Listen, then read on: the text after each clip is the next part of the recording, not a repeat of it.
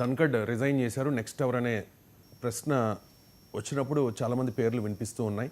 ముఖ్యంగా సోషల్ మీడియాలో ఒక వార్త వైరల్ అవుతోంది. ఎంజీ రావు గారు మెగాస్టార్ చిరంజీవికి ఉపరాష్ట్రపతిగా అవకాశం ఇవ్వబోతూ ఉన్నారు అని చెప్పి.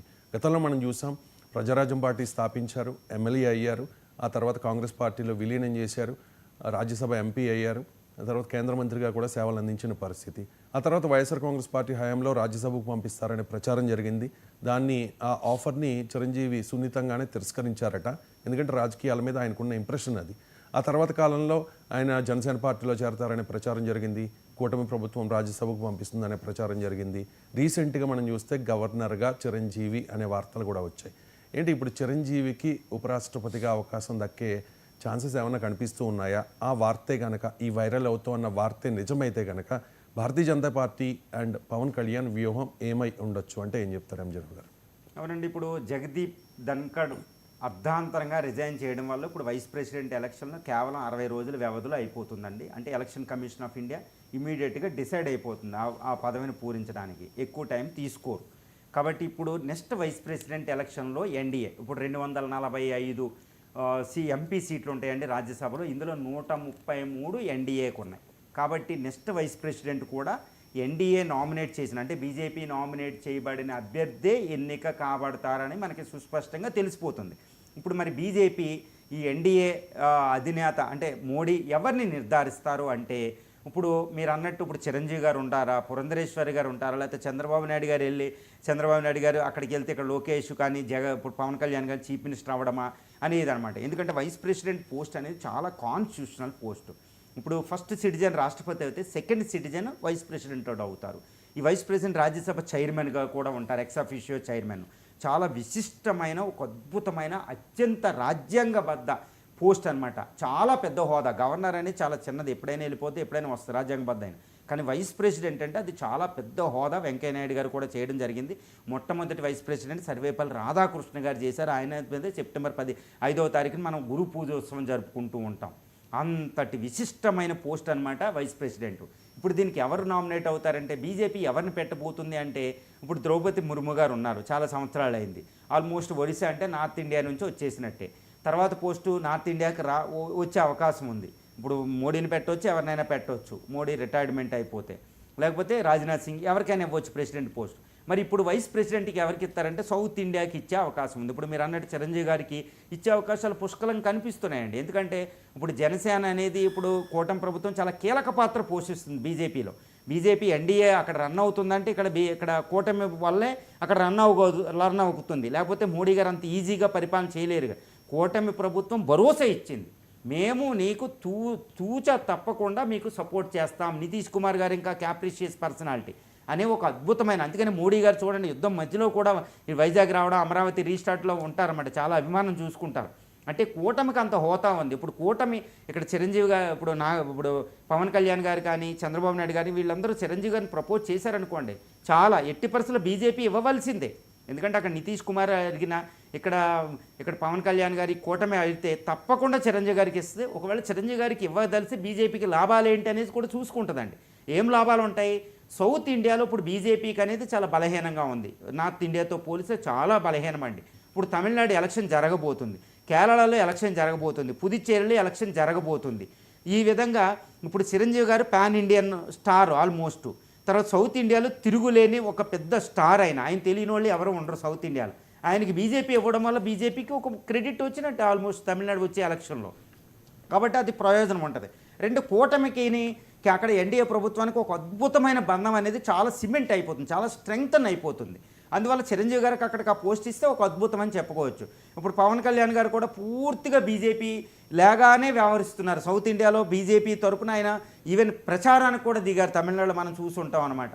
సో ఆయన ప్రచారం జరుగుతుంది. కాబట్టి వాళ్ళకు అద్భుతమైన సంబంధాలు ఉన్నాయి మోడీకి కూటమి ప్రభుత్వంలో. కాబట్టి చిరంజీవి గారి పోస్ట్ని ఇది కూటమి ప్రపోజ్ చేస్తే బీజేపీ తిరస్కరించలేని పరిస్థితి ఇక్కడ ఉంది. ఎందుకంటే ఎన్డీఏ దీని మీద డిపెండ్ అయి ఉంది కాబట్టి చిరంజీవి గారికి ఇది వస్తే ఒకప్పుడు గవర్నర్ పోస్ట్ని లేకపోతే రాజ్యసభ వచ్చినట్టు తిరస్కరిస్తారా, లేకపోతే వెళ్తారా అనేది ఆయన వ్యక్తిత్వానికి సంబంధించింది, ఆయనకి సంబంధించింది పొలిటికల్ ఇంప్రెషన్. కానీ ఇక్కడ వైస్ ప్రెసిడెంట్ పోస్ట్ కాబట్టి చాలా రాజ్యాంగబద్ధ సంస్థ కాబట్టి దేశ సేవ చేయడానికి అద్భుతమైన అవకాశం. రాజ్యసభ ఒక పార్లమెంట్లో ఒక రాజ్యసభనే ముందుండి నడిపించవచ్చు, దేశానికి అద్భుతమైన సేవ చేసే అవకాశం ఇది వస్తే నాకు తెలిసి చిరంజీవి గారికి ఇలాంటి ఆఫర్ వస్తే తిరస్కరించరండి. ఎందుకంటే దేశానికి సేవ రాజకీయాలు కాదు చేయడానికి కదా. అంటే ముందుంటారు కాబట్టి ఒక అద్భుతమైన సేవ చేసే అవకాశం. కాబట్టి చిరంజీవి గారు తిరస్కరించరు. కూటమి ప్రభుత్వం ప్రపోజ్ చేస్తే బీజేపీ కూడా తిరస్కరించలేదు. కాబట్టి చిరంజీవి గారికి అవకాశం అనేది ఎంజీరావు గారు, నాకున్న సమాచారం మేరకు చిరంజీవి గారికి చాలాసార్లు భారతీయ జనతా పార్టీ ఆఫర్ ఇచ్చింది. 2024 ఎన్నికలకు ముందు బీజేపీ అధ్యక్షుడిగా కూడా అవకాశం ఇచ్చారట. సున్నితంగా అప్పుడు చిరంజీవి గారు తిరస్కరించారు.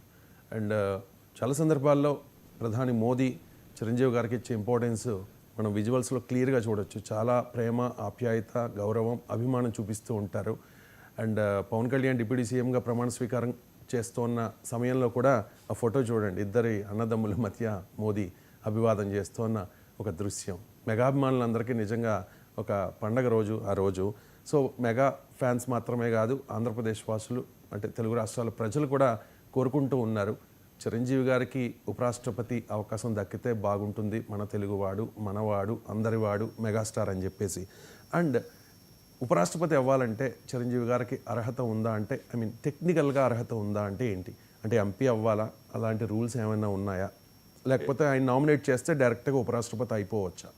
ఇప్పుడు రాష్ట్రపతి ఉపరాష్ట్రపతి ఎన్నిక అనేది చాలా విశిష్టమైన ఎన్నికలు. ఇప్పుడు కేంద్ర ఎలక్షన్ కమిషను రాష్ట్రపతి ఉపరాష్ట్రపతి ఎన్నికతో పాటు కేంద్రానికి లోక్సభలో, కేంద్రంలో పార్లమెంట్లో లోక్సభకి, అసెంబ్లీలకి ఎలక్షన్ నిర్వహిస్తుంది. ఇప్పుడు ఎలక్షన్ కమిషన్ రాజ్యాంగంలోని 66 అధికరణ ఆర్టికల్ 66 ప్రకారం ఈ ఉపరాష్ట్రపతి ఎన్నికల్లో పార్టిసిపేట్ చేయడానికి ఒక అభ్యర్థికి కావాల్సిన అర్హతలు ఏంటి అనేది. ఇప్పుడు చిరంజీవి గారి అర్హతలు చూస్తే అక్కడ అర్హతలు ఏమైనా ఉంటాయంటే, రాజ్యసభకి ఎన్నిక అవ్వడానికి కావలసినంత అర్హత ఉండాలి. ఇప్పుడు రాజ్యసభకి ఎన్నిక అవ్వడానికి ఏంటి, 35 సంవత్సరాలు నిండు ఉండాలి. ఆయనకు 35 సంవత్సరాలు నిండు ఉన్నాయి. Citizen of India, is a citizen of India, no trouble. అదేవిధంగా అన్ని క్వాలిఫికేషన్ ఇక్కడ సరిపోతున్నాయి అన్నమాట. అంటే రాజ్యసభలో మెంబర్ అవ్వ అవసరం లేదు. లోక్సభలో మెంబరే లోక్సభ స్పీకర్గా ఎన్నికవుతారు. కానీ ఈ రాజ్యసభ ఉపరాష్ట్రపతికి ఎన్నిక అవ్వడం అంటే రాజ్యసభ చైర్మన్ కాబట్టి రాజ్యసభ మెంబర్కు ఉండే అర్హతలు, అంటే రాజ్యసభ ఎంపీ ఎన్నిక అవ్వడానికి కావాల్సిన అర్హతలు చిరంజీవి గారికి ఉండాలి. అంటే 30 సంవత్సరాలు నిండు ఉంది, is a citizen of India. కాబట్టి ఆయనకు సరిపడా అర్హతలు అక్కడ ఉన్నాయండి. ఆయన ఇప్పుడు నామినేట్ చేసేస్తే ఇమీడియట్గా ఎలక్షన్లో పార్టిసిపేట్ చేయొచ్చు. ఆర్టికల్ 66 ప్రకారం అక్కడ ప్రభుత్వాలు ఎక్కడ ఇప్పుడు అక్కడ ఒకటి ఓటింగ్ ప్రాసెస్ ఉంటుంది. కేవలం పార్లమెంటు సభ్యులు మాత్రమే అక్కడ ఎన్నిక అంటే ఈ ఎలక్షన్లో పార్టిసిపేట్ చేస్తారు. ఇప్పుడు అదే ప్రెసిడెంట్ ఎలక్షన్ అనుకోండి, మొత్తం అసెంబ్లీలో ఉన్న సభ్యులు పార్టిసిపేట్ చేయాలి, నామినేటెడ్ మెంబర్స్ ఉండరు. లోక్సభ, అక్కడ రాజ్యసభ ఉంటారు. ఇప్పుడు వైస్ ప్రెసిడెంట్ ఎలక్షన్ అంటే కేవలం పార్లమెంటరీ మెంబర్స్. ఇప్పుడు చూడండి, లోక్సభలో ఉన్న 545 మంది, రాజ్యసభలో ఉన్న 245 మంది, వీళ్ళే పార్టిసిపేట్ చేస్తారు. కాబట్టి ఇందులో ఎన్డీఏకి పూర్తి మెజారిటీ ఉంది కాబట్టి వైస్ ప్రెసిడెంట్కి ఈజీగా ఎలక్ట్ అయిపోతారండి, అది తిరుగులేదు.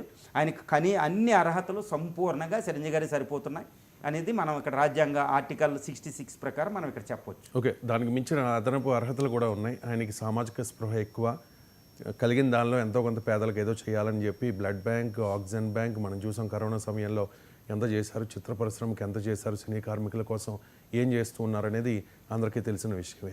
అండ్ ఇక్కడ చిరంజీవి గారు ఆల్రెడీ ఎమ్మెల్యేగా పనిచేశారు, తర్వాత ఎంపీ అయ్యారు, మినిస్టర్గా కూడా, కేంద్ర మంత్రిగా కూడా పనిచేసిన పరిస్థితి. నాగబాబు గారికి రీసెంట్గానే పవన్ కళ్యాణ్ గారు ఎమ్మెల్సీ పదవి ఇప్పించారు, త్వరలో మంత్రి పదవి కూడా రాబోతోంది అనేది మనకున్న సమాచారం. ఇక ఉపరాష్ట్రపతి అవ్వాలంటే దేశంలోనే 2వ అత్యున్నత పదవి అది. కాబట్టి మరి చంద్రబాబు నాయుడు గారు ఓకే చెప్పాలి కదా. మరి చంద్రబాబు నాయుడు గారు డిప్యూటీ సీఎం ఇచ్చారు పవన్ కళ్యాణ్ గారికి, ఇవ్వాల్సిన అనివార్యత ఏర్పడింది అక్కడ. నాగబాబు గారికి ఎమ్మెల్సీ ఇచ్చారు, మినిస్ట్రీ కమింగ్ డేస్లో ఇవ్వాల్సిన పరిస్థితి. మరి చిరంజీవి గారికి ఉపరాష్ట్రపతి అవకాశం ఒకవేళ భారతీయ జనతా పార్టీ ప్రపోజల్ పెడితే చంద్రబాబు నాయుడు గారి నుంచి రియాక్షన్ ఏ రకంగా ఉండవచ్చు? అంటే పవన్ కళ్యాణ్ గారు ప్రెజర్ పెట్టగలుగుతారా? ఇప్పుడు ఒకటండి, ఇప్పుడు చంద్రబాబు నాయుడు గారు ఇప్పుడు ఈ ప్రపోజల్ పవన్ కళ్యాణ్ గారు కానీ ఎవరైనా కానీ లేకపోతే కార్యకర్తలు కానీ వెళ్ళి చిరంజీవి గారికి పదవి మీరు ప్రపోజ్ చేయండి, ఎన్డీఏలో కీలకమైన పాత్ర ఉంది కాబట్టి మీరు మోడీ గారికి చెప్పండి, ఎన్డీఏని అడగండి, ఎన్డీఏలో మీరు కీలక పాత్ర, ప్రభుత్వం మీ మీద నడుపుతుందని అడిగితే చంద్రబాబు నాయుడు గారు కూడా ఈ విషయంలో పాలిటికల్గా ఆయన థింక్ చేయకపోవచ్చు. ఎందుకంటే ఇప్పుడు ఆంధ్రప్రదేశ్కి చాలా అంటే ఆంధ్రప్రదేశ్లో ఇప్పుడు ఒకటే చెప్తున్నానండి, చంద్రబాబు నాయుడు గారు 46 సంవత్సరాల రాజకీయ జీవితం. ఇప్పుడు ఆయనకున్న అతిపెద్ద లక్ష్యం, జీవిత లక్ష్యం అంటే చివరి లక్ష్యం అంటే ఆయనకున్నది అమరావతి. అమరావతి నిర్మాణం పోలవరం అవ్వాలి, ఆంధ్రప్రదేశ్ని గాడిలో పెట్టాలి అనేది పెద్ద లక్ష్యం ఉంది. ఇప్పుడు ఆయన సమయం చూడండి, చాలా జాగ్రత్తగా చాకచక్యంగా చాలా జాగ్రత్తగా వ్యవహరిస్తున్నారు. ఇప్పుడు ఇంకొక తెలుగువాడు ఇప్పుడు వెంకయ్యనాయుడికి వైస్ ప్రెసిడెంట్ వచ్చింది. ఆయన చాలా కీలక పాత్ర పోషించారు ఆంధ్రప్రదేశ్ వ్యవహారాలు. ఇప్పుడు ఈ స్థానంలో ఇంత క్రూషియల్ పీరియడ్లో చిరంజీవి గారు అక్కడ వైస్ ప్రెసిడెంట్, ఒక తెలుగు వ్యక్తి అక్కడికి వెళితే దేశంలో పార్లమెంటులో మన యొక్క ప్రాబల్యం చాలా ఎక్కువగా ఉంటుంది. ఇప్పుడు కూడా చిరంజీవి గారిని, పవన్ కళ్యాణ్ గారిని, చంద్రబాబు నాయుడు వేరుగా ఇక్కడ చూడడం లేదు. కూటమి ఎలా ఉందో వాళ్ళు ఎంత సంయుక్తంగా వెళ్తున్నారో మనకు తెలిసిపోతుంది. కింద క్యాడర్ దగ్గర కష్టం ఉన్నా వాళ్ళు చెప్పుకునే తీరుని బట్టి కూడా మనకు తెలుస్తుందన్నమాట.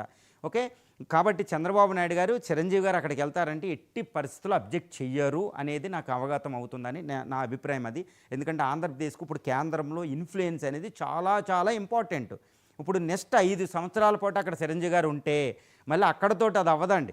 ఆయన బాగా వ్యవహార శైలి అన్నీ బాగుంటే మళ్ళీ ఎప్పుడు కూడా వైస్ ప్రెసిడెంట్లే ఎక్కువ మంది రాష్ట్రపతులు అయ్యారు. వెంకయ్యనాయుడు గారికి అవకాశం రాలేదు, కానీ ఇప్పుడు చాలామంది వైస్ ప్రెసిడెంట్లే, ఇప్పుడు సర్వేపల్లి రాధాకృష్ణ గారి నుంచి, కేఆర్ నారాయణ నుంచి వీళ్ళందరికీ వైస్ ప్రెసిడెంట్గా పనిచేసిన తర్వాత ప్రమోషన్ ప్రెసిడెంట్గా వచ్చింది. ఇప్పుడు చిరంజీవి గారు వైస్ ప్రెసిడెంట్ అవుతే ఇప్పుడు రాజ్యాంగంలో 2వ అత్యున్నతమైన పదవి, రాజ్యాంగబద్ధ పదవి, అది దేశానికి అత్యున్నతమైన సేవ చేసే పదవి, రాజ్యసభ నడిపించేది.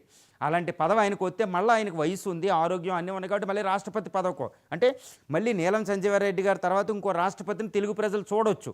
ఇప్పటికీ చంద్రబాబు నాయుడు గారు చెప్తారన్నమాట, అసలు పార్టీలతో సంబంధం లేని ఒకప్పుడు వాజ్పేయి గవర్నమెంట్లో డాక్టర్ అబ్దుల్ కలాంని ప్రెసిడెంట్ చెయ్యమని నేనే చెప్పాను అని చంద్రబాబు నాయుడు గారు అంటారు. ఆ క్రెడిట్ ఆయన నిజంగా ఒప్పుకుంటారు కూడా, అందరూ ఒప్పుకుంటారు, ఆ విషయంలో ఎవరు అబ్జెక్ట్ చేయరు. ఇప్పుడు చిరంజీవి గారిని ఈయనే ప్రపోజ్ చేసే అవకాశం ఉంది ఎవరు అడగకుండా కూడా అని